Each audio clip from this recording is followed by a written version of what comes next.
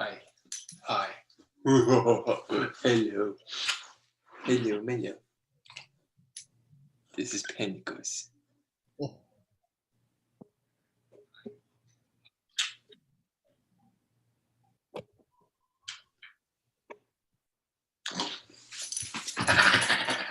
I got you. Yep. Now everybody on YouTube gets to see Sunshine be all lovey-dovey with his dog. Love it. Yeah. Come here. Come here.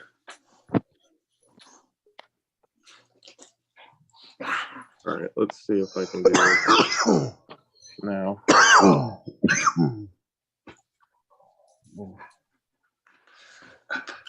Up.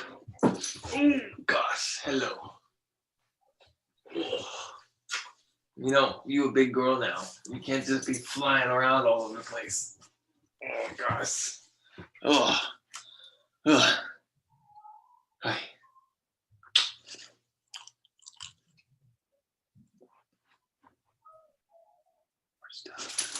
Where's Stella? Go get her. Where's Stella? There we go. I did it.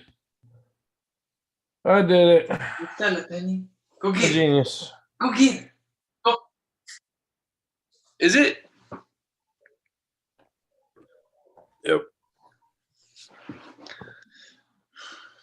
It's a little slow as shit Penny, on go my downstairs. end. My God. Go. Look at this Go get Mom. delay. Hurry up. Go get her. Babe, call Penny. Also, Caleb, close your door.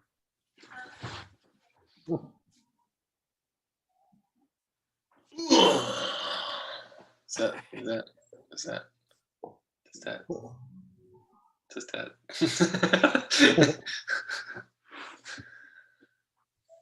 What up, Mad Sticks? You've been looking at some F1 videos or what?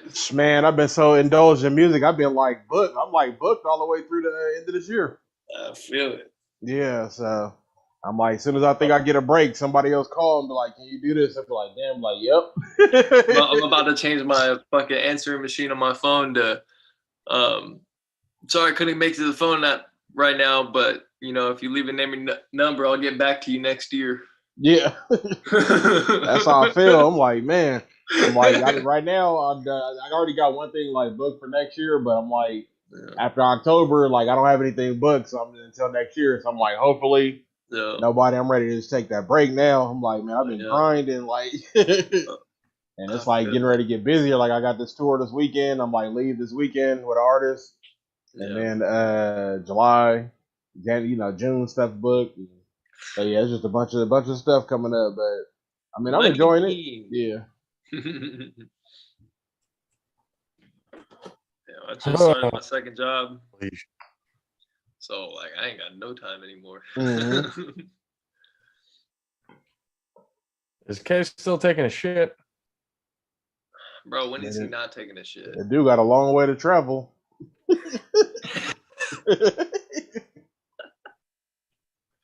He got a long way to go. Shit, he's got a long way to go to Just sit down and get back up. Potty, bro. Honestly, get that man a squatty potty. He'll be imagine in his 6'10" ass on a squatty potty. Bro, hell yeah, bro. You don't. It's for the feet. You just hoist your feet up, so that shit just flow out of you instead of having to push. Maybe up here. You got a green cup? Oh. That shit was blended in with your background. Oh. Funny, yeah. Yes, great. I thought it was a green cup. I was like, what the fuck? That was hella funny. I had no juice, but I wanted some vodka. I'm like, shit, I got some Capri Suns. I like straight to cut the lids off. I'm like, shit, some fruit punch Capri Suns and some vodka. I'm like, man. By any means necessary. Hey,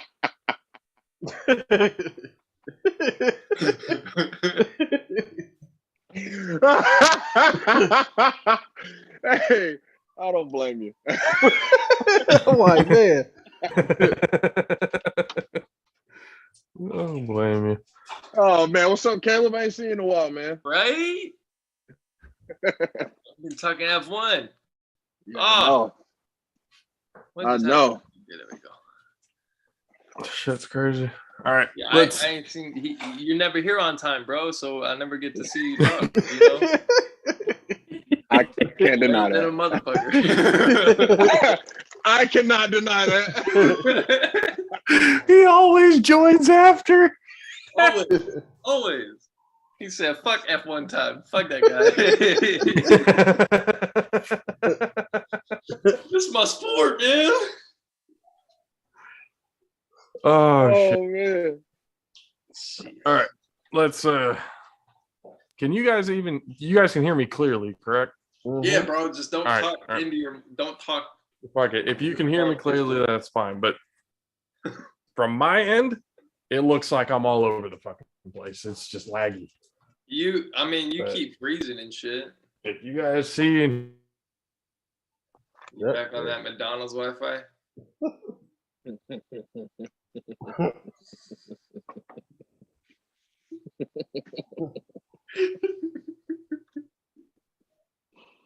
Oh shit! I had to experience that before, so that's why that's super funny. You out of all town? right. So my computer is just not built for this type of power. What? At all. It was so many 49er jokes that could have been said right there. So many. I'm just saying. So many that could have been done. Dude, my computer's just. Yeah, because we got it's pretty audio, much but dead, no, dude. like I no need to get a video. new one. That's. No I video, mean, I know like- that's been something that we've talked It about. looked like it looked like Elsa got a hold of you, wanted to snowball and froze you. Yeah, she asked him if he wanted to build a snowman. He said no. She This said, is it. "Well, then, fuck you."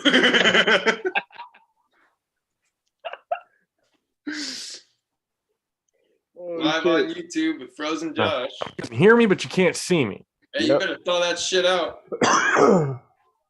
Well, fuck. Bro. You better hold that phone. Hey, no more. Hey, you know no it's sad more when your Ford phone's computers. stronger than your goddamn computer. Right.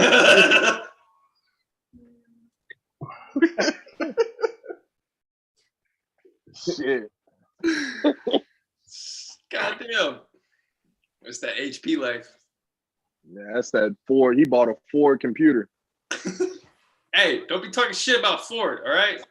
Hey, man. I just got my F-150. Stop talking shit.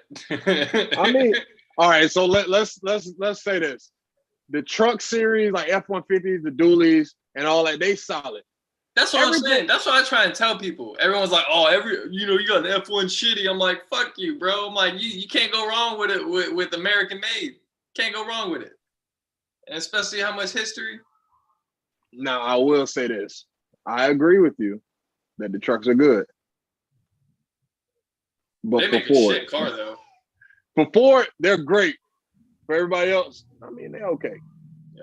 Their If you know cars how to are work on a ass. car, then you'll be alright. Yeah. Yeah, you put that phone up.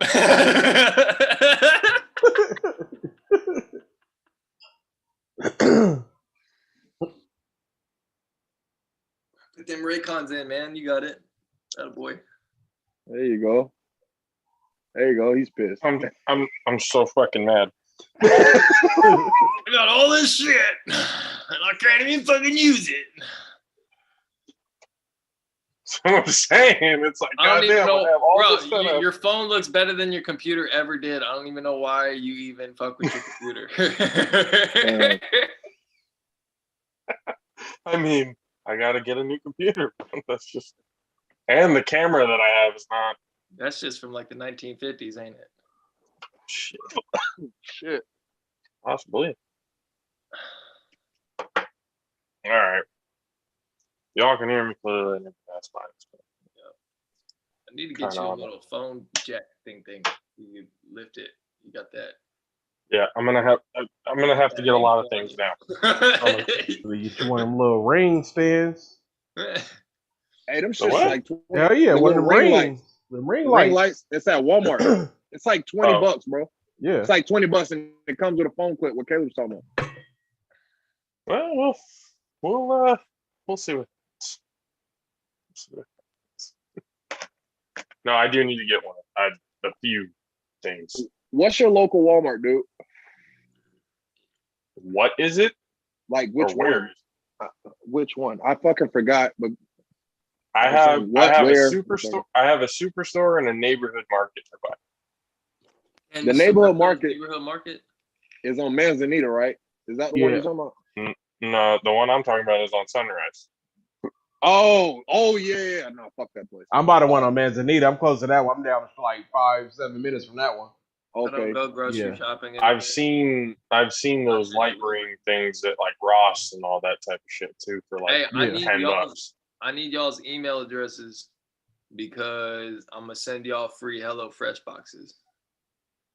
We're on YouTube. Fuck them. I'm not giving them my YouTube. I mean my email on YouTube. No. I'm gonna give it to Josh and he's gonna send that shit your way. Yeah. I was about to say it right now, dude. It is. No. Hold on. Hold on. Everybody, the dozens of people waiting to watch us are like, hang on, let me write this down. All right, hold on. Before we start, I don't know if you know, because I know Josh is on Twitter all the time. Matt Six, you probably on and off that motherfucker like you told us before. It's like a little war going on the fucking tweet. All right, let me start over. So it's this Fox reporter, right? I don't know what fucking area she's in, but she says like she was talking about NFL rules and shit. And I was like, she's dope. Like that shit she was saying was dope as fuck. Everybody, like a whole bunch of people started liking it. Then they realized who she was. She unliked the shit, and then motherfucker had started commenting like, "You racist bitch!" Like, bro, I'm like, whoa. Where did this shit come from? She was talking sense. Relax. That was out of nowhere. It was out of nowhere, and I'm like, yo, how y'all gonna call her racist? Do y'all have proof? And then a motherfucker hit me with like a 4-page letter, bro. Like, yeah, she did this. 4-page letter. Like, somebody had that shit on and shit they heard on bro. CNN. Fuck it.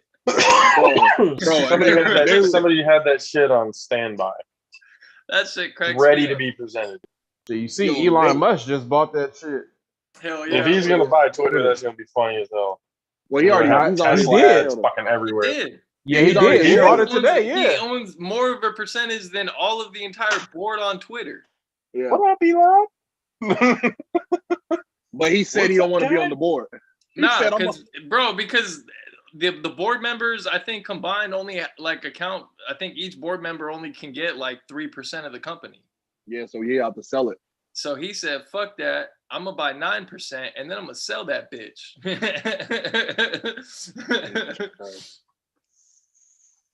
He's been doing that for years, though, especially with stocks and shit.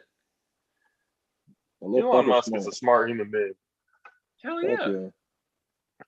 I mean, we need more like him, but motherfuckers don't like him because he makes too much sense, and he likes biology, and he's a very common sense person. He's an alien. He's from another planet. He's got common sense. People don't understand that shit. I mean, I'm with you until you get to the name of his child. This Friday, Logical Census podcast, that comes up. We're going to have good conversations on that. But nonetheless, let's start this fucking show. 5, 4, 3, 2. We're back, motherfuckers. Red Bull goes 1-2 at Ferrari's house. John Morant wins Most Improved. Ben Simmons finessed everybody. Is KD really the great player that people say he is? And does Debo really want out? What's up, everybody? All Pro JAFFOs. Long time no talk. It's been a long time before last time we had a show. I believe it was last Monday. So a full week, which to us is a long period of time. Not being able to talk to you guys and everything else like that. Oh, by the way, Native Rose Productions podcast. We build together, we grow together. Let's keep this thing going. Podcast brought to you by Raise Energy. You guys already know. Once again, let's just get into this whole thing. I had to move, so we had a show last Monday. A lot of things have happened since then. But to really start off with everything, I'm your host, JP. Alongside me, as always, the best DJ in the entire world, Mr. DJ Bad Sticks. Yo. We got the 6'10" beast from the Southeast, Mr. Country K. And we have... Oh, you're muted. Nobody heard that. Konnichiwa, my people. I realized that when the mute said you are muted. He said, "You are muted." And our F1 aficionado, Sunshine. What's up, man? So Goes. as we start off, when I say Red Bull goes 1 and 2 in Ferrari's house, that's exactly what happened. Max Verstappen goes and gets another first place win after another did not finish race. That seems to be a pattern right now. He didn't finish in the first race. He won first place. Didn't finish in the next race. Won first place. That seems to be a pattern that is. I don't know if it's going to win you a world championship, but hey, Well, we'll see how it goes. hopefully it won't stay like that. Fucking hell. Carlos Sainz, right? Yes. As in like a sign. Yeah. But signs. Okay. He crashed with Danny Ricciardo. Yeah. Homie got sent into the second shadow turn. realm. He didn't even after the second turn. It was going into turn 2. It just got sent to the shadow realm. Got beached in the gravel, bro. I'm not gonna lie to you. Danny Ricciardo got underneath him and just kind of said, "You're going with me." Well, with that, Ricardo should not. He had plenty of room on the left in order to let him pass and make the move. Not to let him pass, but at least to give him space. But he drifted, and that's what sent him. But yeah, man, it's just little mistakes. Whatever. Shit happens. And then Leclerc spun out in 53. He was battling for third, and then he spun out on the 53rd lap. He was battling for second. He was in third, battling for second, about a second and maybe 1.2 seconds behind Perez, and he just took the sausage curb like. He went way too soon. Yeah. Huh? He went right over the thing. The car was airborne for a second. Yeah, he definitely he fucked up. Yeah.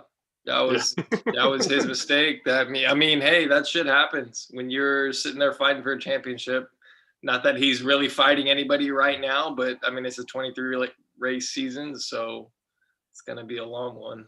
But it makes it even worse because it's in basically the house that Ferrari built. And you got both it's not cars. Basically, one of them. First of all, it's not basically the house that Ferrari built. It is the house that Ferrari built. Enzo basically just designed that track. They named it after him. That place is home. Yeah. So one Ferrari car goes out in the second turn just to start the race. Mm-hmm. And then Leclerc, did he end up finishing fifth? I believe he ended up finishing fifth, which is, it's a hell of a recovery because after that shunt, and even the fact that he was able to keep going, the way he hit the wall, it couldn't have been better for him. He literally just skated away with a little bit of front wing damage, and then pitted, got a new wing, and then came back and came in fifth. The fact that. Because if he hits that thing if he hits the wall, even a little bit diagonal instead of all, the whole side hitting the wall at the same time, even a little bit diagonal, that front suspension is going to break. And he would have been out. It would have been a DNF for both Ferraris. But he recovered well and he kept battling after that because he got set back quite a bit. Mm-hmm. Getting into that point, but again, battling back because that Ferrari car is still so fucking fast that it can. And Leclerc is that good of a. I'm gonna be honest with you, Leclerc is that good of a racer. There's no doubt about that man's skill. There's no doubt. These are the 20 best drivers in the world. Period. There is no. You could take a guy from NASCAR. Nope. No, you can't. Rallycross? Nope. GP? Nope. You are the best of the best when you're at NASCAR. Formula One. And the pressure NASCAR couldn't hold F1's jock, to be honest with you. The pressure is insane. Imagine the average contract, again, I don't know if we talked about this, but the average contract in F1 is maybe 2 years to a year. That's the average contract. Guys that you've seen that have been in Formula One for a decade now. Some of these guys, just to be able to stay in Formula One for that long, is insane. I mean, the amount of pressure that these teams put on these drivers, the rotation of drivers and everything that go in and out. Exactly. Like from when I was watching the Drive to Survive, from season 1 all the way to where it's at in season 4 now. There's at least like 7 new drivers. Yeah. So it's just like, God damn. And they're always looking for the new fresh faces that are skilled and can hold their own and everything else like that. And a lot of it is, I ain't gonna lie, Kay. You's too big to be in that car, bro. I'm too big for every car. I'm too big for every car. No, but hey, don't fret, because even I'm too big to be in that car. Yo, them fucking Yeah. I mean, what's the average height of a average height is like 5'8" to 5'10", bro. That's the average height of a driver. That sounds like a jockey and fucking racing. No, it really is. Essentially. Essentially, guys, milliseconds count. I mean, milliseconds, bro.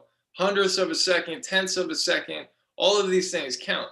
So when you get a guy who's 170 pounds, that's a whole tenth of a second just gone because your driver's too heavy.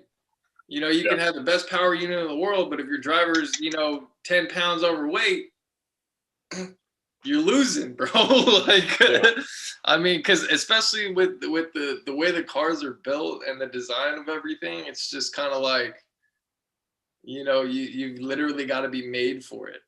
And and then not only that, just having the type of money, I think, bro, because if you really think about it, if you go from karting all the way to Formula One, okay, and this is based off of if you were to put 1 year into each category, from karting to Formula 3, Formula 2, Formula 1, if they spent a year in each of those, it's close to $4 million. Is how much you would have to spend out of pocket in order to. And that's karting as a kid? Yes, bro. $400,000. Like a year almost to go karting, because I thought you said 4 million. I was like, what the? No, if you were to calculate from when they were a kid in karting all the way to Formula One, it would cost you out of pocket $4 million just to race.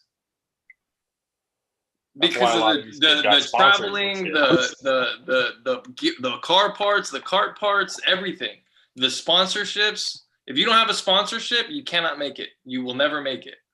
Never. Unless you're Lance Stroll or Nikita Mazepin, where your dad just buys the fucking team and gives you a seat.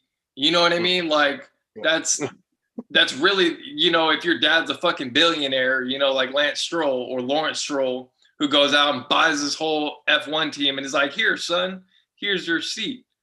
Here's Formula One. That's so you do have, I guess. Nowhere near good. I guess you could say that 18 out of the 19 now, because Nikita Mazepin got the fucking boot because that guy was butt cheeks.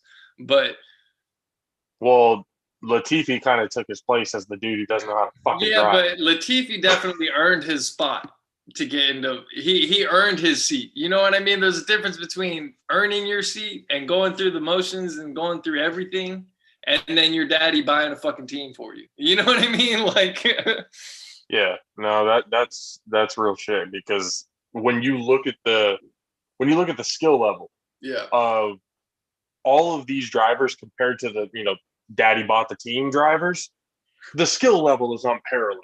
It's not even when you talk about elite to the bottom of the fucking barrel, like in reality, Stroll, Mazepin, what was the other fucking dude whose dad got him in there, it was on I think it was on not on Alpine,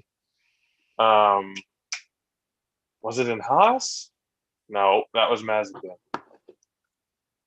I forgot who the other drivers were, but those guys are like F2, F3 at best. And see, that $4 million that I was talking about, that's if they spend 1 year in each category. And 9 times out of 10, 10 times out of 10, you spend multiple years in F3, F2 before you get into F1. That 4 million is just the tip of the iceberg if you only spent 1 year in each of those categories. Yeah. You know what I mean? So it's definitely a lot more than 4 million to get from, karting into Formula One. It's going to be damn near, 10 mil, probably more. 20 to 30, maybe even 50 mil, depending on. Exactly. Damn. 10, 15 mil. Just to get into F1. It's just like, it's crazy. And I was sitting there, I'm thinking, I'm like, yeah, maybe I'll get my kid into karting and all that stuff, but I would have to travel all the way around the fucking world. Because for these karting races and everything. Exactly, but they have to be FIA or at least certified. Yeah. I was about to say the FIA certified ones are all around the world, not here necessarily in the everywhere, States. all around the world. So just money on travel, money on parts, money on all that shit, food. Just that shit is ridiculous. We would have to make this shit blow up. It's a bougie ass sport. I can tell you that. I mean, it is crazy. It is crazy the amount of money, and it really is. I mean, skill is a part of it, but I feel like 75%, if not more, of it is based on how much money you put into your vehicle. It's not even how much. A lot of these drivers. And it's crazy because some of these drivers wouldn't even have a seat without their sponsorships. Because there's been a couple drivers that have missed out on a seat in F1 that are fully deserving of it, but they don't have the sponsorship in order to keep up. Yeah. So let me ask you all this. Sponsorships also help your Formula team, bring in money, and your driver sponsorships also help bring in money for living expenses for the driver, travel expenses. I'm not sure. Okay. What were you gonna ask? Let me. So my question. I asked both of you, but I feel like Caleb's gonna take over on this one because he's, more invested than you. He knows more about it than I do. Yeah. Who's the Frenchie of F1 right now? The Frenchie? Do you remember Talladega Nights? Oh.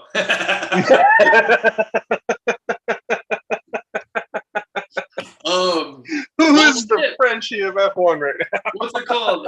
Romain Grosjean. He's actually in IndyCar now.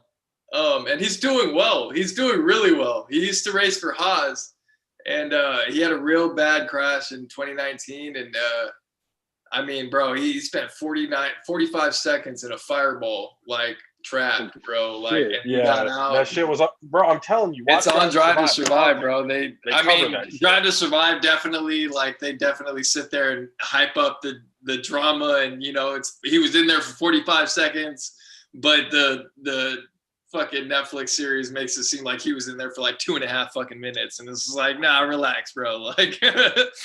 They drag it out to see everybody's reactions to what was going on and all that other kind of shit. Yeah, but it was only 45 seconds. My God. Whatever.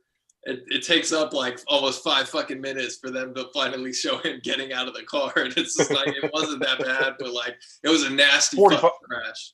It wasn't bad. The whole car was basically gone. Well, that's what happens when you fucking hit the wall going almost 200 miles an hour. But the fact that he got out of that, I mean, regardless, 45 seconds in that vehicle, that's long enough. Yeah, that's long enough. So it's the golden minute rule. It's the 1 minute rule. If your chances once you get if you're sitting in a fireball like that with a fire suit, your chances, within 15 to, 20 seconds, 15-second difference is life and death. I mean, if Grosjean would have been in there for 15 more seconds, we would be having a funeral for him instead of him racing in IndyCar now and doing very well, might I add. Yeah. I mean, he's doing great. He's, he's winning races, and and which is really That's nice. because compared to Formula One, that shit's easy. Well, he's even gone out and said, compared to, racing in Formula One, all the things that, the different strategies that we have to use, the different modes of the engine and, all this other shit. He's sitting there going, in IndyCar, I just get a fucking drive and turn left. Like, it's not that hard. Like, for real. It's like, that's just hella crazy. I mean, we've been talking about Haas a little bit, and I was talking to Caleb about this a little bit, or to Sunshine about this a little bit. Haas and Kevin Magnussen. Hey man, now if you really look at, like, if you pay attention to Drive to Survive, or even if you were watching Formula One, K-Mag is like the risen. He is risen. I'm not gonna lie. The man is risen. But that dude has, because, like I said, if you watch at least the first four seasons, all 4 seasons of Drive to Survive, Haas is just, if bad luck was a team, it was Haas. No, it was that team. It wasn't bad luck, bro. It was just. Well, I mean, Mazepin was bad too, but it's just no. It's not even luck. It's straight up bad tradition. It's not even luck. Just it's a tradition of being fucking bad. I mean, I just felt bad for Gunther the whole time. That's why. Yeah. 9 years of failure is no longer bad luck. It's fucking tradition. You know what I mean? Yeah. Like. That's really it. But I mean, Magnussen now, they're the only quote unquote American team in Formula One, and they're like one of the worst. The fucking worst. But I mean, now, I mean, he's literally the first 4 races he's been in the points. Like, fuck yeah, man! Like, and not even just the points, top 10. Seeing a Haas or top 10 is the only ones in the points, right? Yeah, top 10 only get points. Anything only the top 10 get points. He's finished this last race. He finished 10th. No, he finished 10th. Yeah. He looked like he was 9 or 10. 9 or 10. I want to say it was 9. Week before he was at 5, or I think he got 5th. Here's the thing. He's gotten 6th. This season, he has scored more points than Haas has as a collective 9 team years. in the past 2 years. In the past 3 years that Haas has gone through this shitstorm, he has scored more points in 4 races than they had in 3 years. Magnussen might get a seat in one of the bigger companies. I don't know after this year if he keeps performing. Honestly, I don't know. Or maybe Haas is just. I think they got their car. I think a different seat for a different team goes to Mick Schumacher than K-Mag, only because Mick he's young. He's a good fucking driver. And he's got the name. Well, it's not so much the name. The name is marketing, though. The name is marketing. I'm not gonna lie to you, bro. He is well deserving of all the hype that he gets. I don't take it away. That's what I'm saying. It's an added bonus that because his last name is Schumacher, last name of arguably one of the greatest. He's the Tom Brady of Formula One. So literally, he's like, okay, so Michael Schumacher. Let me put it to you like this, K and Mad Sticks. Michael Schumacher is Joe Cool, Joe Montana, right? That's basically who he is in Formula One. Hamilton is like Tom Brady. So you're saying Hamilton is the greatest of all time? No, I'm saying Hamilton. Well, you know what? I got no problem fucking saying it, bro. You don't go 8 years in a fucking 7 years in a row as a driver's world champion. I don't think Schumacher didn't even do that. He got 7 world championships, but not in a row. 7 world championships. Okay, Michael Schumacher has 7 world championships. Yeah. He's got 91 race victories. Him and Hamilton are the only people. It's like him. It's like Jerry Rice and then the rest of the fucking field. You know what I mean? Like, yeah. Like no one's ever gonna touch Jerry Rice's receptions record. You know what I mean? That's kind of like what no one's ever gonna touch Michael and Hamilton. The amount of success that they put together for so long, it's just like you don't do that without being the GOAT. You know what I mean? And Matt, don't even get me started on Max because I think Max He's got a long way to go. Another 3, but I don't even think he comes close, honestly. To Lewis and Michael, as good as he is, he's not as good as he is. He will never have that kind of. I don't know, man. Never say never. I'm telling you, bro. Nobody ever thought anybody would fucking get 7 Super Bowls. Okay, and look what happened to Tom Brady. Josh, think about it this way: Hamilton, his first rookie season, first full rookie season, came in second in the Drivers' World Championship, lost by 1 point. 1 point in his rookie season. That was with McLaren at that point. That was with McLaren at that point. Yeah. He lost by 1 point in his rookie season. Max has been in here for 5+ seasons already and hasn't even come close to, besides last year, hasn't even come close to touching a Drivers' World Championship. So just based on the fact that he's already, 5-6 years into his career and he's still not even the kind of pace that he would have to be on right now is the moment he enters the second year he wins and then just fucking win out from the rest of that. That's the kind of pace he would have to have in order to catch them on wins and championships.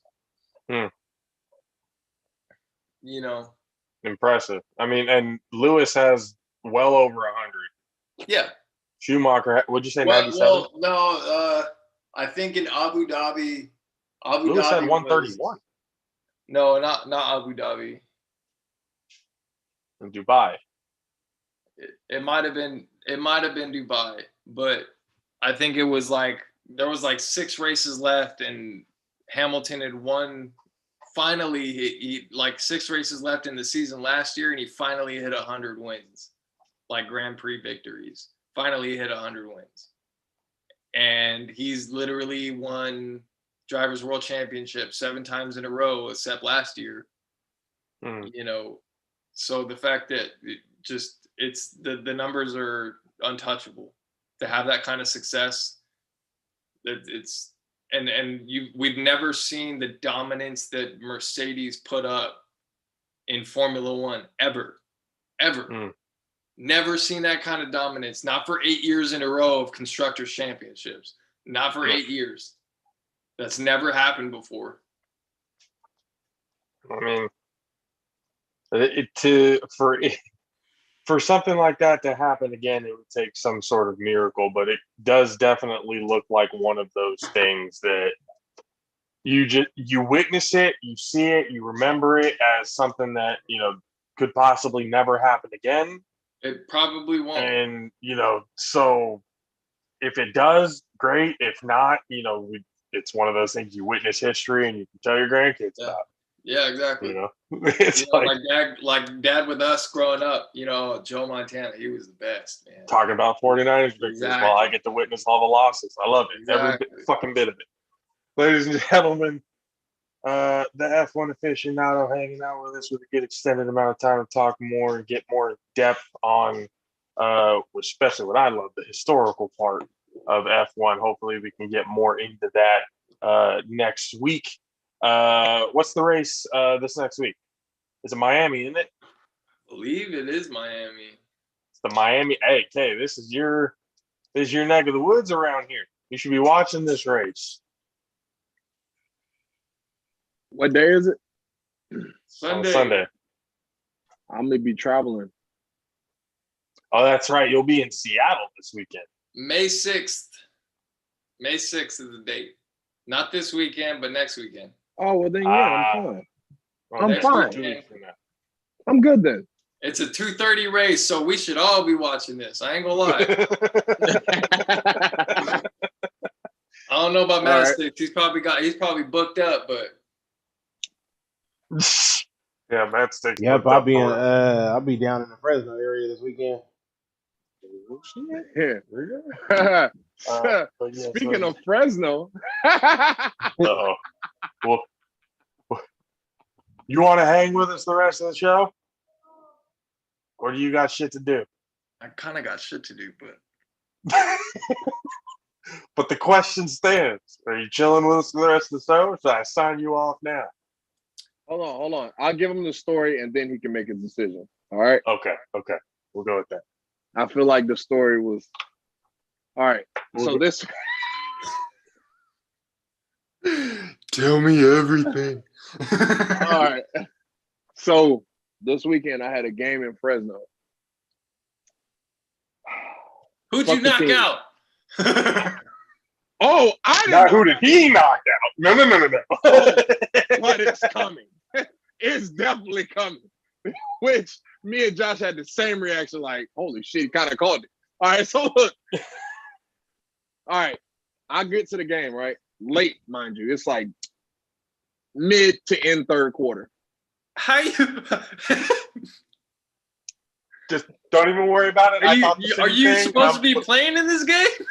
I was supposed to be starting in this game. Yo, that reminds me of the fucking game against fucking It was West Valley. West Well, we were Valley. hella Oh late, too. fuck! I was so fucking high for that game. Oh my god. We got to get Same. into that story later. Got to get into that story later on. But no, go ahead. Same, but I was getting high on my way there. That was a 3-hour drive, but that's neither here nor there. All right. 3-hour drive. Gets there by So- halftime, another 3-hour drive back. This fucking guy. Might as well just not even show up, bro.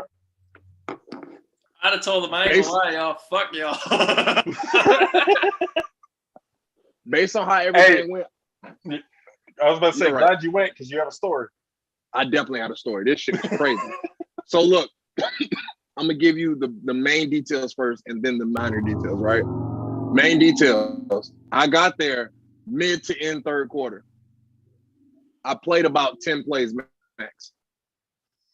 And that's including offense. I helped out on offense as well. That's including offense. I played about 10 plays max. Right? You deserve it. Granted, I did deserve whatever the fuck happened to me at that point, right? Shit. So play 10. No. Before I even get in the game, right? So If now I was to the coach, minor I would have been like, you playing nothing but offense, motherfucker. Honestly, I kind of was expecting that. I was kind of expecting only to play offense, to be honest. I was not expecting to play much defense based on how the week before went, but that's neither here nor there either. So I'll say before I got in the game, right? I get stretched. My teammate stretches me out and shit. I get stretched. I get up. One of my teammates that's from Maryland, white guy. He's from Maryland, right? Receiver. He's solid. Like, he's a really good receiver. Mind you, this motherfucker was getting into it with the guy holding the chains. He's injured. The receiver's injured. So he's injured getting into it with the guy in the chains. So you kind of know it's even feel at that point, right? He's calling him a bitch. He's calling him a bitch. The receiver is calling the guy a bitch. Whoa. I'm like, I've been out here long enough to know that's a cardinal word. You don't say that. Yeah, you don't say that to nobody. You don't say that to another man. Fight, you don't say that word. Bro. That's like calling a woman a C word. You don't do it unless you're ready to square up. No, seriously. I'm telling them to calm down. I'm like, yo, this is a Saturday football game. Calm down. What the fuck? Like, chill out, right? I move over from them because I'm like, I love how the crazy detail. I don't need this Saturday negative game. Who energy. cares? Get the fuck away from me. Yeah, exactly. So Saturday I move. game. I'm like, fuck this. Tension crazy. Get in the game. I'm talking to the old lineman guys I played against 3 years ago. I was talking shit because there was a whole situation with him where I was supposed to hit him and I didn't. I was tired of shit, took a play off, and I just like kind of laid on him because he didn't wear pads. So we were having that moment again. You know what I mean? We were talking about it and shit. So few plays later, I'm on offense. I'm blocking the guy, go up the second level, I'll block the fucking backer. I block the mic. Running back runs the ball, gets about 4 yards, right? Plays over. I'll say about 15 yards down the fucking field, the DBs and the receivers get into a big ass brawl, bro. Big ass brawl. This is play number 10. I sped up. This is play number 10 now. Big ass fucking brawl. They're 15 yards down the field. I'm like, what the fuck is going on? Y'all not even by the balls. So what the fuck is going on? So I get up. I'm like, yo, this shit crazy. Hard. I got up. I look over to the left. My teammate is getting perfectly formed hip tossed. Like, perfect form. I'm like, dude on the sideline? Bro, Mad Six could have done this shit. He got black belt. Dude on the sideline was throwing that man? Fuck no, they're on the field. The benches have cleared now at this point. Oh. The bench, bench, what happened like, with the receiver and the chain gang guy? I guess they fought. I was on the field at that point. I have no idea. What does that have to do with anything about the receiver talking shit to the chain because gang of the guy? tension. The tension that was high. It kind of gave me an idea. The tension was high at the field. I was late. So fucking confused. The teammate who got hip tossed though. Tell right after he got hip tossed. I'm trying to speed up the story. I gave Josh all of the details. I'm giving you the expedited version. You know what I'm saying? That's why I'm dying so hard. I know. The teammate that got hip tossed. At this point, I have walked to the sideline. I'm like, I'm not fighting in that bullshit. I have walked to the sideline. A ton of weed. I ain't trying to do this right now. Case straight up look. He said, "It ain't got nothing to do with me." Fuck off. I'm to the sideline. Said I smoke too much. Oh, this I'm out. It ain't got. Honestly, in my defense, I'm from Florida. We're in California, and we're in Fresno, California at that. Why in the fuck am I gonna go to blows with motherfuckers that's from down the street? Yeah. You know what I'm saying? Like, that don't even make sense. It's just not smart in my department. You know what I mean? So to the sideline I went. Right? I go to the sideline. The guy that got hip tossed, right? That's why he said it. The guy that got hip tossed. By the time I got to the sideline, this motherfucker probably walks up like 10 seconds later, takes a knee and was like, "Oh, fuck, I can't see." I'm thinking internally like, yeah, this motherfucker hip tossed you, didn't beat the shit out you right after. You shouldn't be able to see. You shouldn't be able to see. That's what happened. I just love picturing a flat out, all out brawl, and a 6'10" D line just walking right by it, like whatever. Goes to the side. I ain't got time, bro. I ain't got time for this shit. I'm gonna be honest with you. All of the skills players were fighting. I feel like the defensive lineman and the fucking O lineman that fought for on our team and their team, it's because their teammates fought.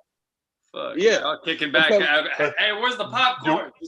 Do we keep chair, motherfucker? Do we keep blocking each other? Do we make it look like? What do we do? I guarantee you, what is going on? Hey, you remember in Undercover Brother when the girls were fighting in the shower? And they just sat there with. That was Country Cave, just the popcorn and the water cone, the water cone. You bobbed when you shed a weave, motherfucker. But anyway, so that's just. Here's the best part. I feel like this type of shit happens to you way too fucking often, okay? Bro. He's like, I don't want to fucking talk about it. Shout out to Drewski, but I have no idea. That's why I got Arthur as my background, because right now, like, my soul is like, fuck this shit. That was, hey, but no, the best part. Away, wasn't it? Fuck it. I ain't got no part of it. I'm done. He said, I'm out, homie. You ain't gonna see my face. I'm gonna take myself all the way back 3 hours back. I was never here. I shouldn't say about to catch me. This is not cool. I kind of fucking I built that shit up the wrong way. This is not the best part. This is the most damaging part of the story, right? So one of the guys that was in the fight, he starts walking back to the sideline. He's like Conan, like he's trying to be Conan the Barbarian, like, oh, don't fucking touch me, right? one of our most docile players on the team, bro. Like, this guy is not built for none of that shit. When I tell you I was walking to the sideline, this motherfucker was already on the sideline. You know what I mean? Like, type shit. Like homie Like, never he is- left. Like, damn near like he Homie never left the I ain't going sideline. over there. He was just Yeah, like, like- man. He probably Damn contemplated life like, why am I here? And then motherfuckers is like, I don't know, man. We're just here. Nah, bro. Like, why are we here? Seriously. So this motherfucker, he's trying to calm the Conan guy down, right? He's like, yo, what's going on? Like, what happened? How did this all start? Like, he's asking them those questions. This motherfucker tries to fight him. Everybody on the team knows that he's not that guy. Like, he's not the fighter. Like, he's cool. Like, he's just a laid back person. And this motherfucker is born and raised in Jamaica, bro. He is a thin build. Like, he makes you look like you got weight on you, Caleb. Like, he's thinner than you, bro. You're a pretty thin guy. You're not in football shape right now. He just called you a Nah, stick. nah. So that's what I'm saying. Like, I'm just being honest. But no, he's hey. But yeah, this guy's like super Feels like thin, I gotta go get docile, strong now. right? Push-ups. So one of our elder statesmen on the team, like, no, motherfucker, fight me. He's like telling him to fight him, right? The only thing I disagree with is the next fucking part that the older statesman did. I agree with the whole part of, like, why are you trying to fight him? Fight somebody your size. That's what the message I got when he started that shit, right? Then this motherfucker hauls off and sneaks in. Pop, he fell like a sack of fucking potatoes, bro. Right. Y'all started a fight with the other team and ended up fighting each other. How the fuck? Hey. It's that semi-pro football, yo. Hey.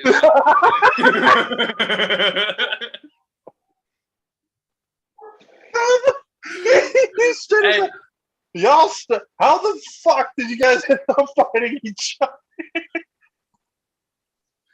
Oh my God. That's how you know, bro.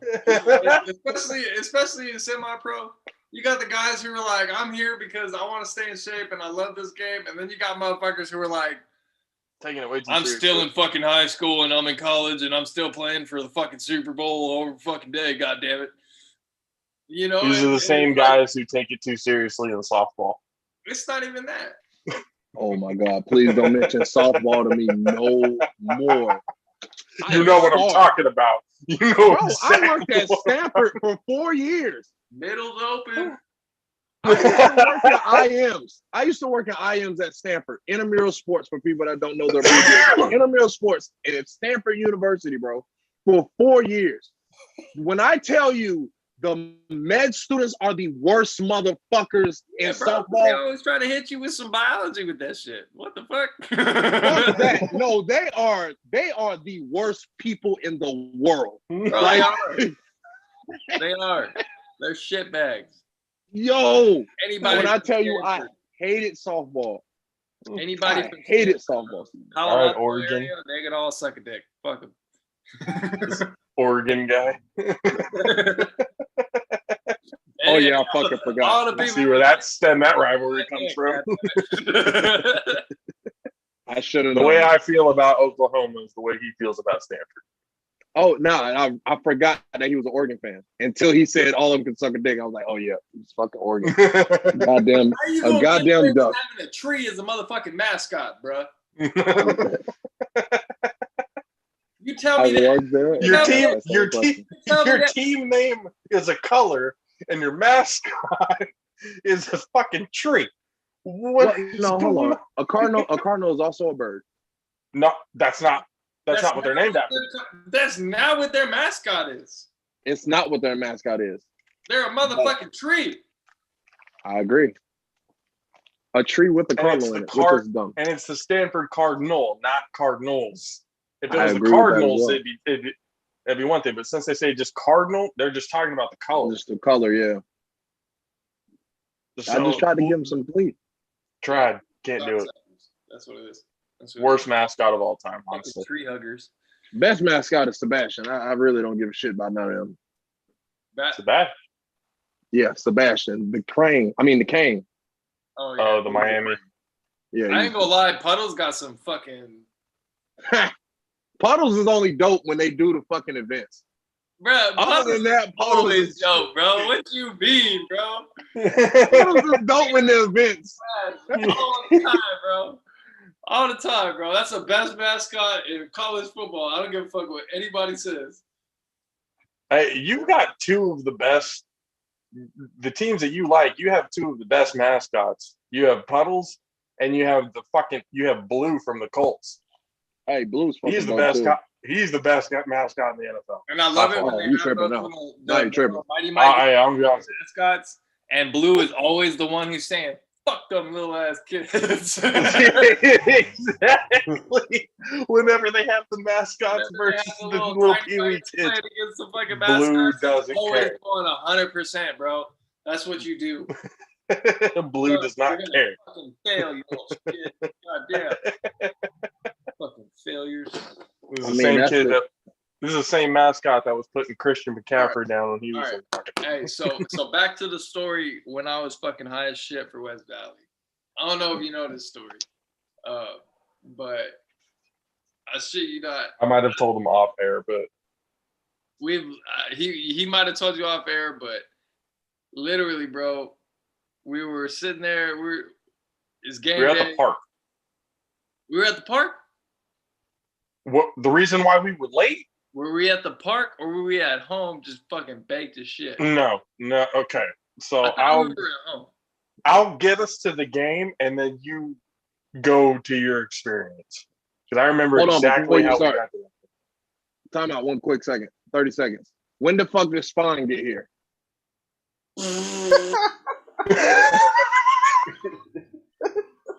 There we go.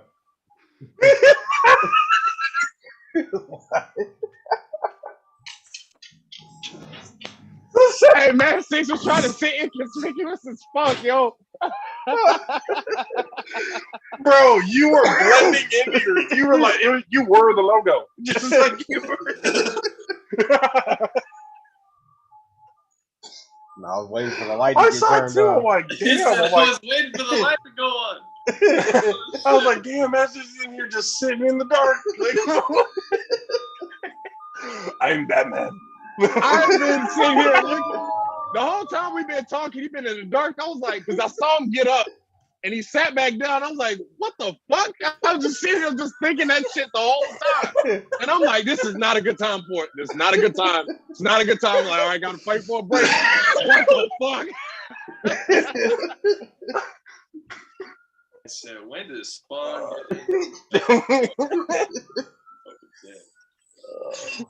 And as soon as he said it, I looked down and that's just in the dark. I'm like, you can see his body, but it's all shadow. Bro, if the Spawn eyes would have came up green, I would have fucking lost it. I would have lost right off. I don't know what one of you did, but what the fuck? Whatever y'all did, y'all got to figure that shit out. Spawn is here. Oh shit. Did somebody secretly say his name too many times? Candyman was coming. That is not how you summon him. He is a secret vengeance. Oh shit, that was too good. Oh man. All right. So West when Valley. Getting into West Valley, we were late to the game solely for the reason we went to the park that was by our house when we were living in San Jose. Like what, 5-10 minute walk maybe from the house? Yeah. Something like that. Not too far. I mean, we decided it just ended up being a group of us. It wasn't even just me and Sunshine and Stobbs. It was, I think it was Matt and a couple of other, there's like 4 other people other than us. And we had, I don't know. Bro, 2, let me just say, 3. we were blowing it down, bro. Holy fuck. We had like 3 or 4 blunts in rotation and 2 of them being rolled up. And people were taking bong hits and all that. We're just, the next thing you know, I look at my phone, I look at the time, and I realize Holy fuck, we have a game in an hour. We gotta go. I looked at Caleb. I was like, Caleb, hey. He's like, what? What time is it? I was like, bro, it's 2:00. Fuck, we gotta go. It was a 3:00 game, bro. 3:00 game. It was 2:00. We were sitting there. 2:00 when we looked at the fucking time, bro. We didn't get there till like 2:30. We missed warm up. We missed everything, bro. So we finally get. I'm fucked up because I gotta call the game. I'm color commentator. He's the starting quarterback, and I'm the play-by-play guy for the college station. Oh yeah, you were torn. Oh fuck. I was doing the play-by-play and the color commentary at that point. But I knew, bro. We're walking into this. Actually, was it a 3:00 game? Because I remember it getting dark really quickly. No. No, you're thinking about Monterey. Okay. No, yeah, West Valley is more grand. West Valley. Nah, we were definitely at home, homie. Because I know it was at home. I know it was at the home. We were at the park. Bro, I'm telling you, we were at home in the backyard blowing it down. Okay. We were at home in the backyard blowing it down because we were taking bong rips. We would have never taken a bong down to the park. Somebody did. But we were sitting there fucking smoking and shit, and then we realized we're like an hour and a half fucking late. I remember the park. Finally and then get to we rushed back home. Bro, the first half, man, I had never had such a worst game in my entire life, bro. It's just the worst. We still scored. It's a good thing West Valley sucked. But we scored like 2 touchdowns or whatever. I had a sneak, and then I threw a touchdown. You had a sneak? No, one of the other touchdowns was that running guy. I had a passing touchdown and a rushing touchdown. That was at the end of the game. Rushing touchdown. And what's it called? But literally the first half was the worst in my life. I'm sitting there trying to read the hand signals for fucking Connor, and I'm like, I'm so fucking high for this shit. Like, whatever. 42 fucking read. Let's go. Like, and fucking Swanee sitting there. He pulls me off. Finally, we get to halftime. And Swanee pulls me off. He's like, what the fuck's going on? I was like, Coach, I'm high as fuck. I need a Snickers. And he's like, all right. So he runs down to the concessions, gets me a Snickers and a Gatorade. Bro, I couldn't even think, dude. Like, I had no clue what the fuck was going on, like, for the whole first half. And then the second Imagine calling play-by-play. And he's calling play-by-play, fucking high as shit up in the booth. Like, what? Imagine doing. Hey, I listened back to that recording afterwards. That was fucking gold, bro. I need to get my hands on that. I'm a genius. I'm a fucking genius for that performance, bro. Holy shit. I should be nominated for an Oscar for that performance, to be honest. I need to get my hands on that tape. I need to get my hands on that tape. I was not expecting that. Baked out of my mind. Oh, you thought I was going to say it was bad? No. It actually went really well for some weird reason. Had my shades on the entire time. Yeah, man, it was just, I don't know. It was just, I was just like, I needed the Snickers. Just give me a Snickers, because I was hungry as fuck, bro. I had the munchies like a motherfucker. I couldn't think. Like, I'm all dehydrated and shit. I'm like, fuck, man. Like I'm sitting there Connor's sitting there calling plays, and I'm just like, 42 read. I don't give a fuck. I was just like, 42 read and fucking goes. Like, that's all we're doing right now. Yeah, a lot of you. Fuck that. I see 5 of you motherfuckers. There's only supposed to be 2. Yep, that was him. Not knowing what the fuck's going on. Yeah, bro. Like, I wasn't on the ground, but like, cause it's West Valley still, but like. I mean, West Valley is had that been against an actual team. There you go. There you go. That was me. That was me. Just like, am I sure I really want to throw this? Like, fuck it. I should have opened my virtual background thing as y'all was telling the story because this was y'all before the game. Hell yeah. I was the Ninja Turtle. For sure, you turned into a Ninja Turtle because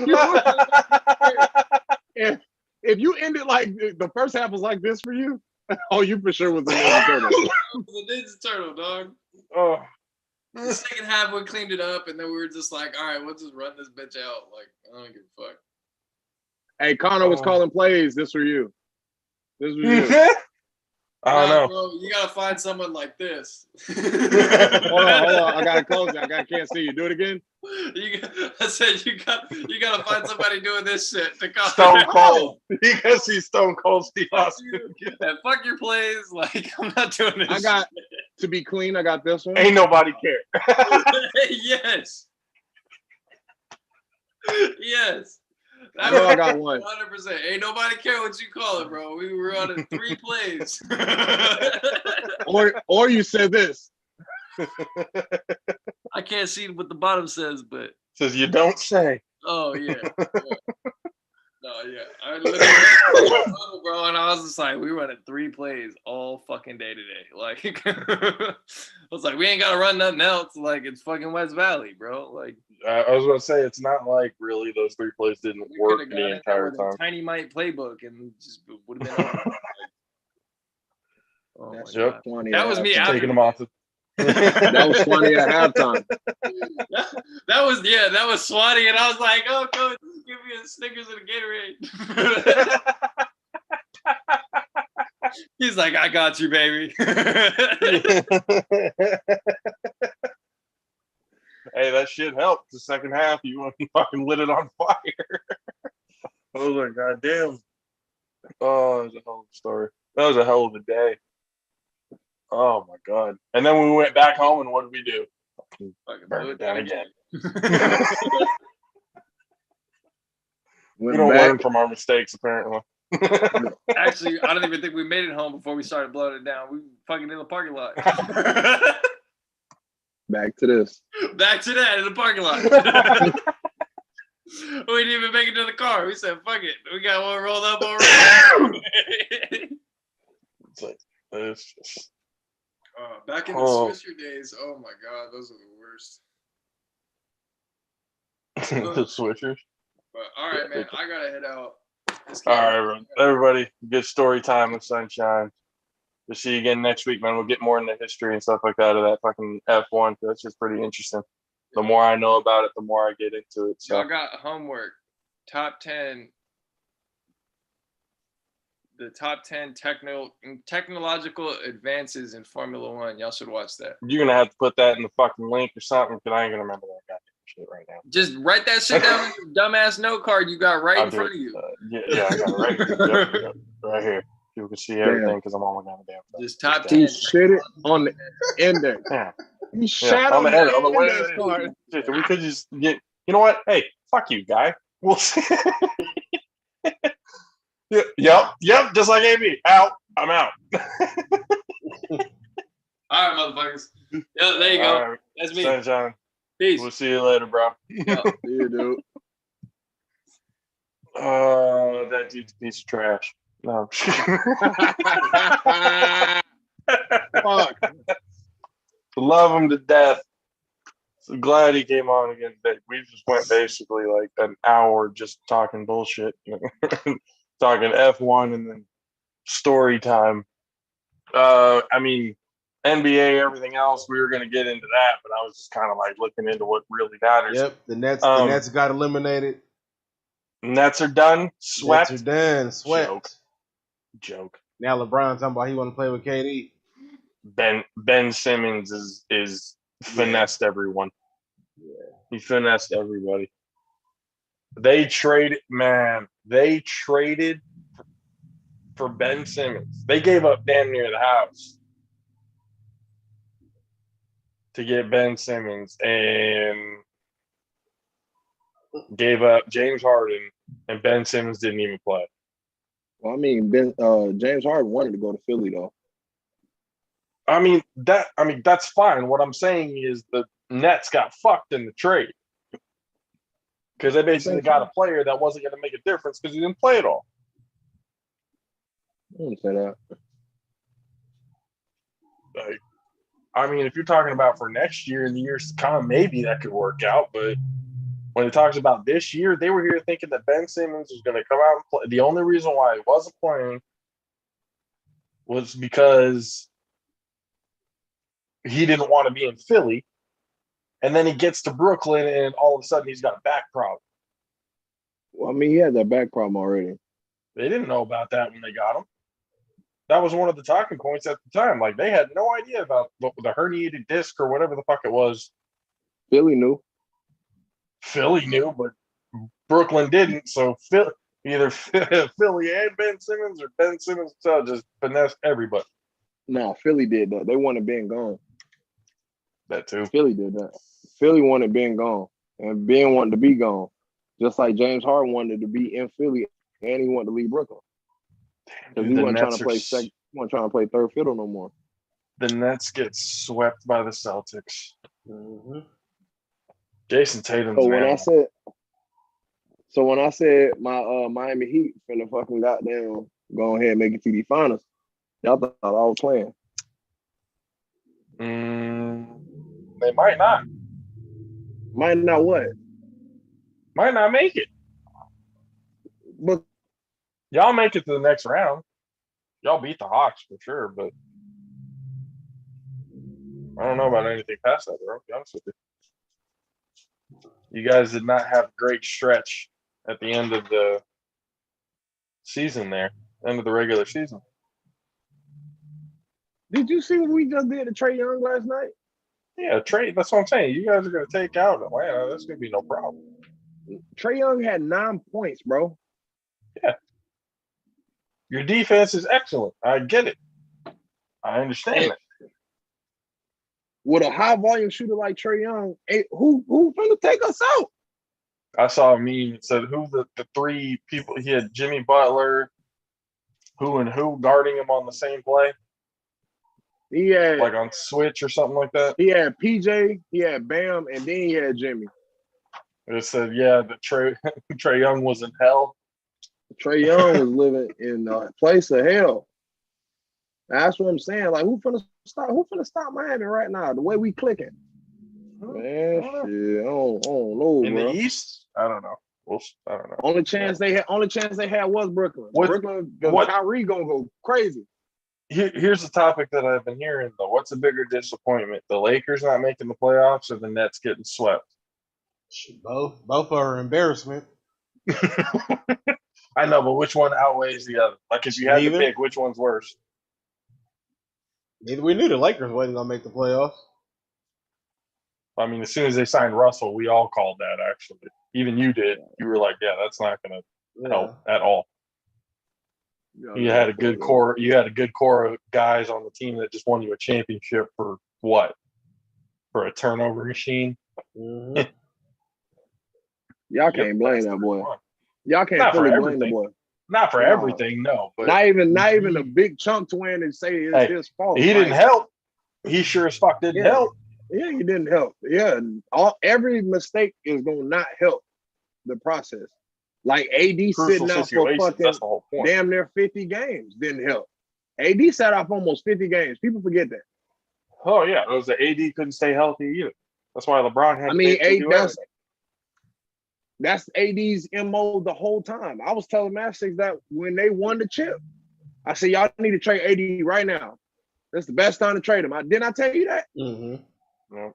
Like y'all need to trade Buddy right now because he's injury prone. He ain't gonna do nothing else for y'all. Like that was it. He got one ring in him. That's it. And that was the bubble joint. He ain't got nothing else for you. Because I'm telling you, you're gonna rely on him and he's gonna be hurt. He had 9 years in New Orleans, bro. He didn't do shit. He took him to the playoffs a few times. He instantly got the fuck up out of there, bro. He was always hurt. Fuck that shit, man. AD nice. He good when he healthy. I'm not gonna sit here and deny that nigga talent. He nice. Yeah. My bad. He nice. AD nice. Right. But when you not available, bro, that don't matter. None of that matters. You on the sideline, you be nice as hell, just like you saying about Ben Simmons. You can be nice as hell on the sideline, don't matter. You on the sideline, bro. You can't do nothing for us. Yep. So I don't know. That's why I said Miami to the chip. I mean, but I think the Lakers.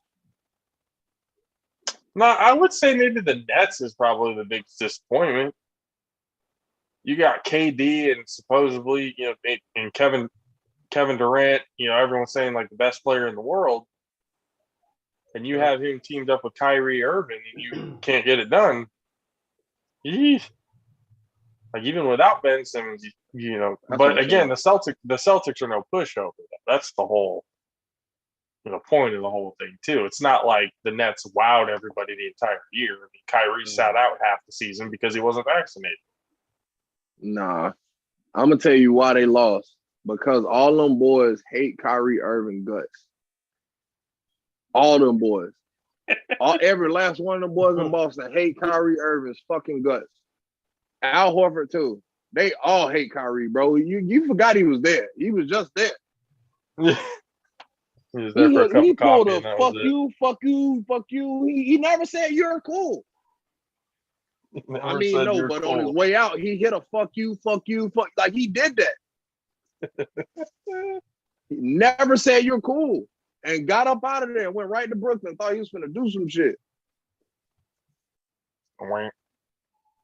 And then lost to them boys. I'm telling you, that's why they won. It had you can't blame KD. Well, you can blame KD. That boy was out there messing. But I mean, shit, that's not really his fault per se.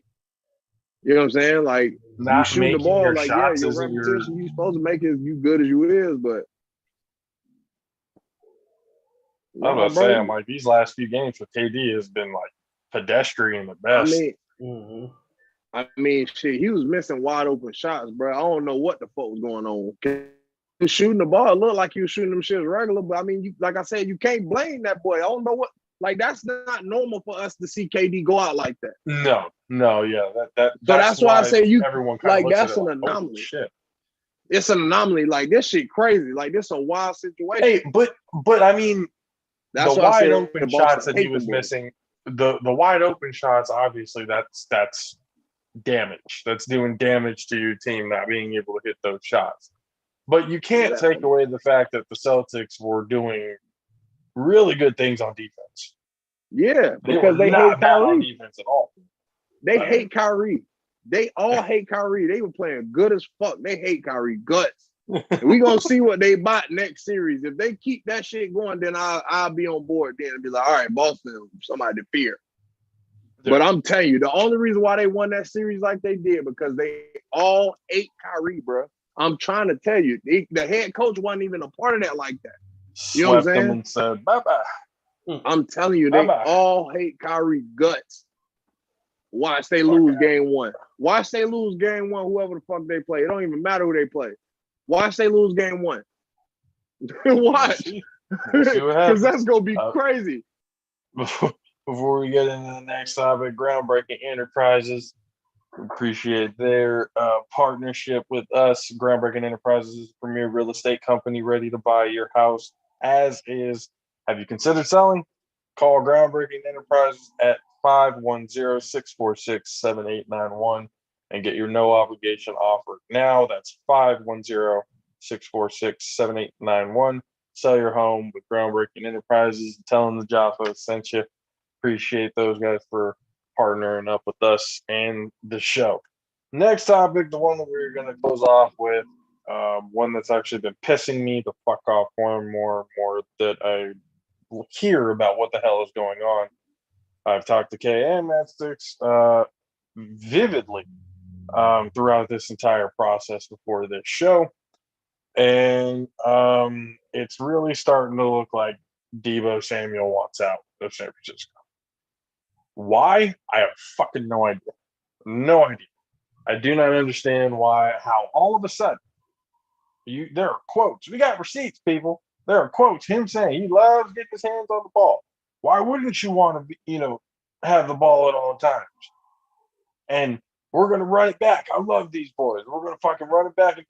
What the fuck happened from that point to now when it's talked about usage?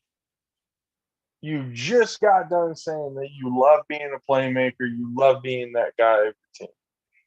And now all of a sudden it's about, oh, I want to be a true wide receiver one.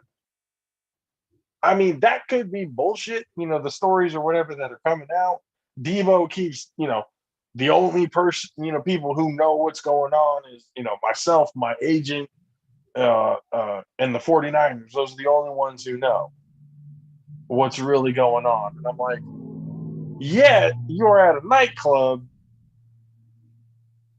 talking about somebody's got a sign up saying Debo is staying, hashtag 49ers, and it gets close up on your ass in the club going, like it ain't going to happen. Further tells me, what the fuck? I mean, how are they not true? What is the real reason why Debo wants out? I don't understand it. I'm a little upset about it because, again, I don't see the reason because the 49ers are willing to pay him. They're willing to pay him all that money. And yet he doesn't want to sign it because of usage. The only reason why he was doing the running back position and everything else like that was because of the fact that our entire running back room was basically hurt. Not basically, they were. Most of them were hurt. Elijah Mitchell was good, but he was in and out. That was the only reason. And it's like, if you're Debo Samuel, you have to have a little bit of self-awareness issue here going, like, the reason why these teams or the 49ers want to pay me so much money is because of the fact that I'm versatile, that I can do both things, that I can do basically anything that you want me to do on the field. And now you are basically you are telling teams ahead of time who might want an interest in you, you don't want to be that versatile player, that you just want to be a straight number one. Now, let's look at the facts here. Okay. Really, this all started because Christian Kirk got paid. As soon as Christian Kirk got paid, Debo Samuel put out a tweet going, okay. So if Christian Kirk is going to get fucking $23 million, thank you, Jacksonville, you dumb fucks. You paid a number 3 wide receiver one month. Good job. You're really making your franchise fucking better. Good job, guys. You're also making the market a whole lot easier for everybody else, especially when you talk about wide receiver one money. Are you going to literally sit here and tell me? And he's on my team, but you got to have a little bit of the self-awareness point at this. And you guys can answer this question for me as I ask it. Is Debo Samuel a better route runner than Devontae Adams? Hey, Masters, you can take all these questions. You can take all the questions. Is Debo Samuel a better route runner than Devontae Adams? Nah, because I really ain't seen him run no routes in the past year. He ain't ran a race, he's been running the ball. Not just been running the ball, but a lot of the times when they throw it to him, it's short yardage throws, and he gets most of his yardage after the catch. Mm-hmm. That's where his money's at. It's at the yak. So, okay, he's not a better route runner than Devontae Adams. Does he have better hands than DeAndre Hopkins? Nope. Okay. He doesn't have better hands than DeAndre Hopkins. He's not a better route runner than Devontae Adams. And yet, let's see. Is he as fast as Tyreek Hill? Obviously, that's a no. You guys don't even have to have that conversation. So you're getting all of your money in essentially what you are is a glorified slot receiver. You're an elite slot receiver who gets the short yardage stuff, gets the inside, like up the middle, everything else. Like he's built like a fucking running back. So yeah, you can be able to give him the ball, inside the trenches, short slant routes, quick screens to the outside, all that kind of stuff. And he can get you some yardage, break the tackles, do what he can do. That's the whole allure of Debo Samuel. That's literally the reason why the 49ers drafted him. was because of the fact of his yards after the catch ability. That he can get the ball, he can get upfield, he can break tackles, and he can outrun. But if you're talking about, I want to be a wide receiver one, but you're still asking for 25 plus, you're still asking to be paid more than the top 3 receivers in this league, who all around really are better than you are as a wide receiver one. They may not be as versatile when it comes to coming out of the backfield and everything like that. But when you're just talking about the sole position of wide receiver one, you are not on the level of those guys. It's just the cold, hard fact. You cannot expect to be paid $25, $24, $23 million when you are not better than the guys who are making that money. All of your money is, if you are going to get paid more than those 3 guys, it's only because you are versatile. It's not because of just the lone ability to be able to catch the football on a wide receiver. It's the fact that you can get the ball out of the backfield. You can do, other things, short yardage, but whatever it is like that. Go ahead, Ken. All righty. So many points for your points. All right. I have points on both sides. Firstly, the very first point, I'm going to start at the top. The owner of the Jacksonville Jaguars is now at the point and stage in his career where he wants to win. So paying Christian Kirk all that money, it's resets the market. It sets the market completely differently. And Tyreek Hill's contract doesn't make it any better. Right? So 2 points at once. I'm gonna give you 2 points. I'm gonna give you 2 points at once, though. Know what I'm saying? I'm gonna give you 2 points at once. So that's why I mentioned Tyreek Hill. The Jacksonville Jaguars owner is now going to start paying ridiculous amount of money because he's one of the richest owners on the team. That's first. Secondly, Tyreek Hill is a glorified slot. Look at what the fuck he's been getting. He's just fast as shit. He only got 3 routes, and I promise you, he only got 3 routes. He's just fast as shit. So he's a glorified slot. He just passed out that money. But I'm saying speed also goes away. So in a few years, we're gonna see what Tyreek Hill. That's what I'm saying. A few years, if the speed starts dwindling, we're gonna see what the fuck Tyreek Hill got in his bag for real. You get what I'm saying? And that's what I was saying as far as with Deebo Samuel, when you generate it, he's not a fast player. You know what I'm saying? He's fast. He's fast in the sense of game speed and everything. He can break away. He's got speed like that. Slow down. He's not like. I'll bring up the tape. I'll bring up the tape. You might need to. Because every tape I've seen, even in the big dance, my boy wouldn't break away from nobody. He ain't break away from nobody. He had to stiff somebody off. That's why he named Debo, because he be muscling motherfuckers off. That's his MO. He ain't burning nobody. He gonna muscle your ass off though. So then that's another point that I'm saying. He doesn't have the speed. I kept telling you all of this shit. I was telling you this when y'all was good. I literally said everything you just said. Dude, that was one of my other points. I'm just saying, like, what the fuck is going on? So look, that's what I'm trying to get to. Is it really usage, or is it something else? So yes, it is usage, but it's also the fact he wants his money because he needs to get paid. You got him basically playing 2 positions. So think about it. His body is going, but his body's age is now basically doubling up. He playing 2 seasons while everybody playing 1. Yep. You get what I'm saying? Yep. And then on top of that, he might doggone play some kick return sometimes when someone of them get hurt, them frail built motherfuckers. You know what I'm saying? They get hurt, and then not Debo back there. So now you got to add in another half a season. So now he playing 2.5 seasons in 1 year. He been in the league, 3 years? 3 years. So now he don't sat there and played exactly the same way for 3 straight years. This man has played basically 7 years to everybody else's 3.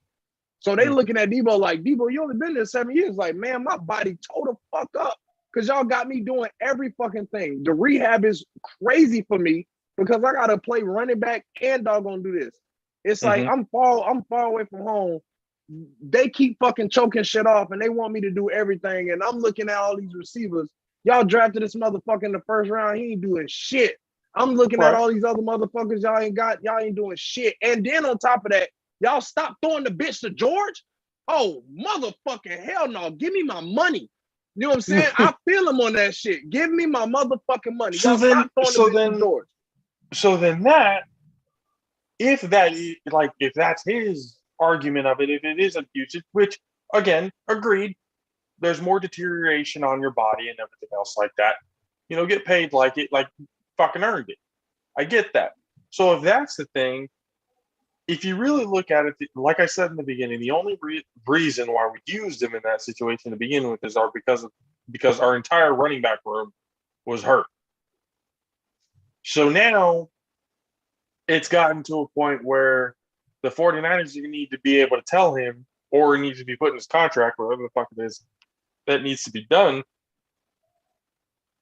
They need to tell him, hey, we agree. The usage is too much. We can lower that back. In certain situations, we want you to be able to understand, like if we do have an injury problem or anything else like that, we got to be able to fill things up or whatever. We may need you for a few, it might be one of those, like, how they have a pitcher on a fucking pitch count because they don't want to blow out his arm. Well, there's only so many times we'll use you in the backfield or in some sort of running, play of that nature. But we don't plan on using you like that in the future. We plan on using you like a wide receiver one. Man, all honesty, y'all don't know how to develop players, bro. Y'all look at the Debo, only reason develop him. No, the fuck y'all did. That boy was ready to play. That shit was ready to go like a goddamn tuna fish packet. Like that shit Straight was ready to South fucking Carolina, huh? ready to fucking go. He Straight was ready to fucking go. He came out the same water as John Morant and all them. John Morant and Zion Williamson, they was all in the same water. They drunk the same tap water. You know what I'm saying? They was all in the same shit around the same time. So they motherfuckers was built to go. They was ready to go out the gate. You know what I'm saying? So that's what I'm saying. That's like, oh no, bro, because his rookie year, y'all was at the Super Bowl and y'all was using him a lot. But is that seriously like the conversation though? Like, why is there no logic in this whole ordeal? Because the 49ers are not using logic. Well, it's not both sides. You gotta start fucking using see the thing. No, because y'all gonna fuck this up. I'm trying to tell you, y'all fuck shit up like this. Debo gone, bro. That's what I'm saying. He gonna end up in Pittsburgh. Bro, if we're gonna trade Debo Samuel, we better literally. I'm not even fucking playing. If we are going to get rid of Debo Samuel, we need to basically get back what we gave up for Trey Lance. You're not getting 3 first rounders, bro. And on top of that, Trey been on your team a year already. I'm not even saying just. That's the whole point. That's the asking price for Devo right now. It's 2 first rounders. And the Jets seemingly are willing to make that offer. Not the 2 first rounders this year, 1 first rounder this year, obviously, and 1 first rounder next year. To get them back, into the first round, the next few years. Like that's what I said, like to get back what we gave up for Trey Lance. We wouldn't have had a first round pick these next 3 years. And if it's the Jets, it's going to be an early round pick. So we can get one of the top corners, which is what we need, or personally for me, get one of the top receivers. And if the Jets are interested and they have the number 7th and the number 10th overall pick, at number 7, you can get one of the top 3 wide receivers. At number 10, you can definitely get one of the top wide receivers. I'm just saying. Why would you pick a wide receiver that fucking early in this draft? Because they're all going to be gone that early in this draft. All right. I gave you the comparisons a couple of weeks ago of what some of these guys are looking like. And Mike Evans went 10th, I think. 10th or 13th or some shit. He's a top. What I'm saying, in the top 15, in this draft, at least 4 wide receivers will be off the board. I promise you. I promise you, at least 4 will be off the board by 15. Man, don't let that draft shit fool you, bro. It's a lot of O linemen and D linemen on this draft. There is a lot That's too and many. that is exactly the reason why the wide receivers are going to go that early. It's because of the fact that there's an abundance of defensive line and offensive line talent that you can. There's so much depth that you can wait into the second and third rounds for these elite style players at the O line and D line positions. What I'm trying to figure out, at least when it comes to the draft, if the 49ers are going to make a splash, you have a player that does, obviously Debo doesn't want to be part of the team. He wants out. But if he wants out, you don't want a player that's going to be on your team that's going to be toxic the entire time. You don't want that. Just so if he wants to go, just let him go. But hey, just know it's going to be for a king's ransom. You know, whatever team is interested in getting Debo, and there's a lot of teams that are. There's a lot of teams that have already called the 49ers asking what the asking price is for Debo. Yeah, John Lynch is going to tell the general public, and, PR is going to have him say, oh, yeah, no, we want to keep Debo. We don't, we would never dream of trading Debo. We want him to be in the 49er uniform. Yeah, you can want, but that doesn't always mean it's going to happen. If the guy doesn't want to be on your team, and it's not about the money, because you're obviously willing to pay him the money.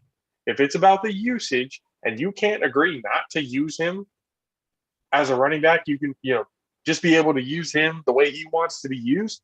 If you can't do that, at least, then fucking set him free. Trade him somewhere else. Get some draft capital for it at least. And then be on your way. What I'm saying is in this year's draft, we can do that and be able to get, the last 3 years, these receivers, these that have been coming out of college these last 3 years, Jefferson, Chase, just to name, 2 of the young guys that have come out of this whole thing. The receiver classes have been insane.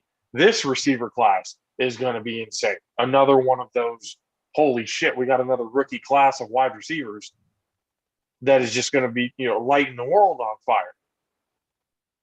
So, all right, if Debo doesn't want to be here, take your chances with one of these so-called elite rookies, and it'll save you some cap space to be able to sign, Bosa, because they picked up Bosa's 5th-year option, so they're probably going to sign him after next year or after this season and go on the extension with him. It'll save you draft or it'll get you your draft capital.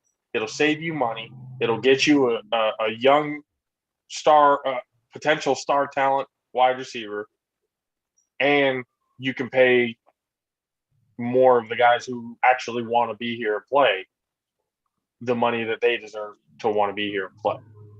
I mean, that's cool. That sounds storybook for the 49ers. And this is why I say that's pretty much, I don't believe that's going to happen because of the fact of you want him to get traded to the Jets specifically. No, it doesn't even have. But listen to what I'm saying, though. Jets. I'm just saying the Jets are one of those teams that are interested. Very much so, but also probably Pittsburgh. They just lost 2 receivers. That's why I said Pittsburgh sounds like a more reasonable place because Pittsburgh won't do that though. They don't because they don't do that. They've never been historically that team that goes and lays down the house and stuff like that in draft. They're not going to give y'all 2 first picks. That's what I'm saying. Y'all not going to get 2 first rounders for Debo. That's what I'm saying. That's the hope too. That's the asking price because they trying to get back what they lost for Trey Lance. That's a hope. That's what I'm saying. That's what I'm trying to tell you. They best not case gonna scenario. Get 2 first rounders. They not going to get 2. They maybe get 1 or they maybe get a second.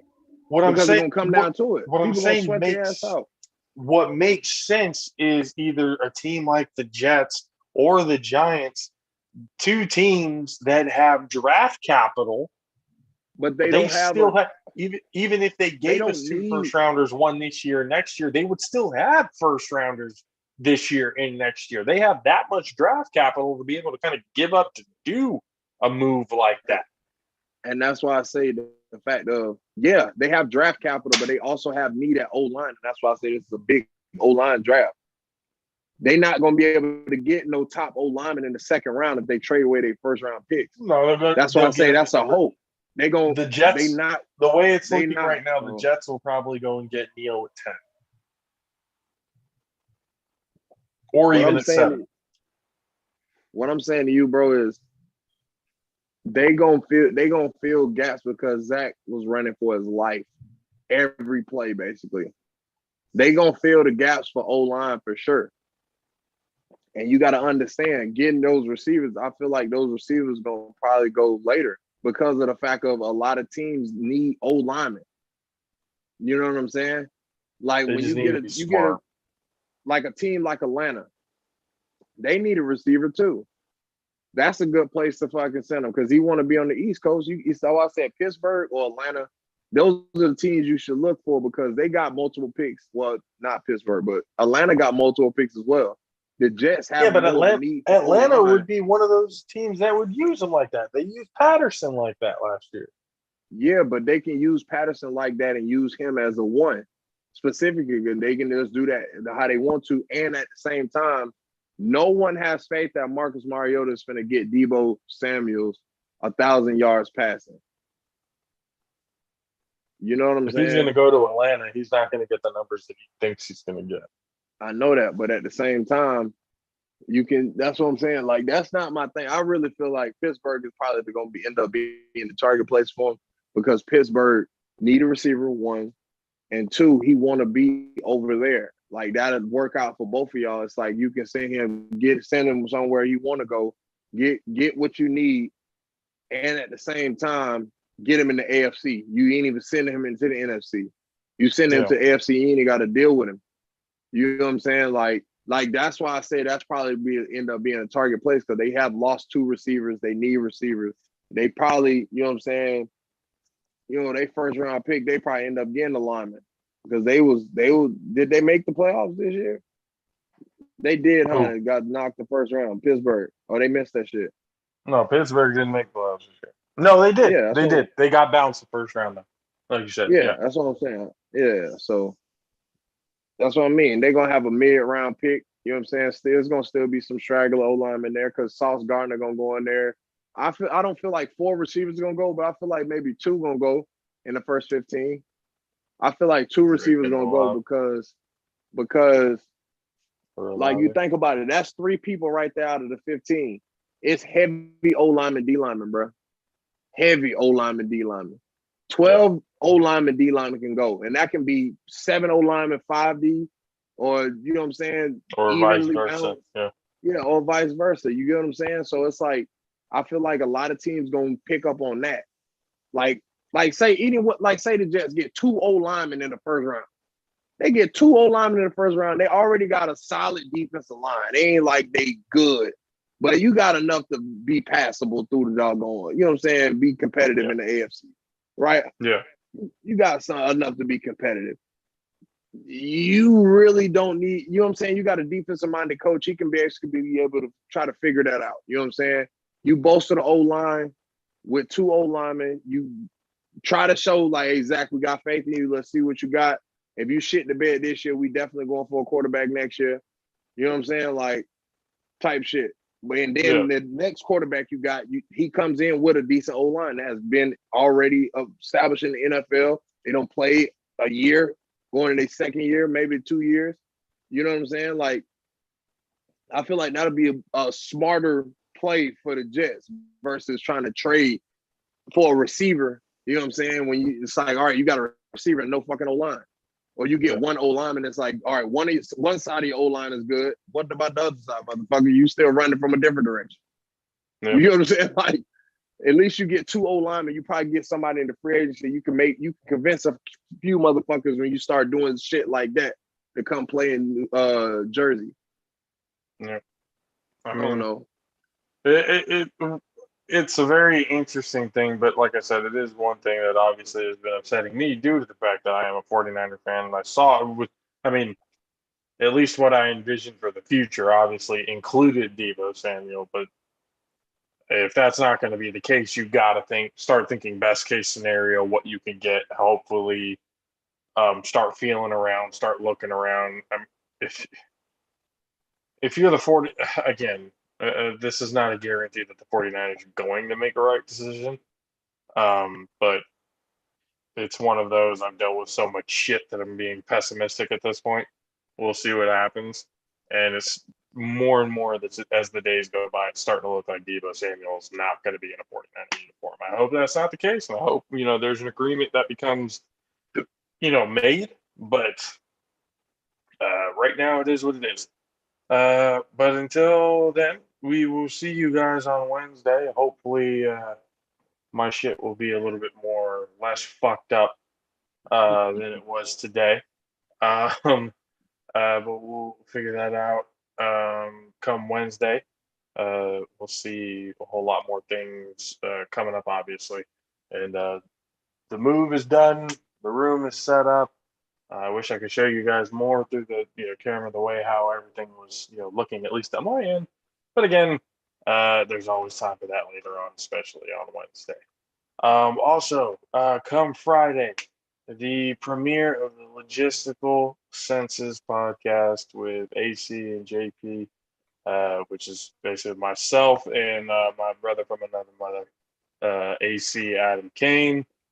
It is a podcast that we know is appreciate it. It's a podcast that we know is going to ruffle some feathers. It's going to spark a lot of conversation. It's going to spark a lot of debate. But the whole point of the podcast, and when we talk about logistical senses, and on the bottom, you guys have seen, if you see the logo that I'm going to be putting up soon, says logical senses with AC and JP, the return of common sense, or the rebirth of common sense. Because it feels like a lot of that has gone, by the wayside. This last decade of existence. So it's definitely, and it's one of those things that we just want to be able to have people to come together, have a decent conversation without wanting to fucking tear each other's heads off. Let's be civil about these conversations. We can have disagreements. We can have certain opinions and stuff like that. But share knowledge. That's really the whole thing. It's not about, trying to prove that you're smarter than somebody else. It's more, let's give the knowledge, let's teach, instead of saying, haha, I know more than you. Let's, be like, hey, I get that opinion, but here's this. Maybe you can learn more, and it'll either alter your opinion or improve your opinion. So it's not one of these one side. You see a lot of these podcasts out here. Some of them have a decent message to go with it, but there's a lot of pandering. There's a lot of, doing things for shock value and everything else like that, just to get views and hits, and it's not really coming up with a solution.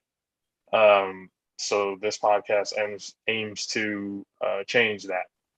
Hopefully to give a solution, hopefully to make people feel better about themselves and ways they can present themselves going on in the future.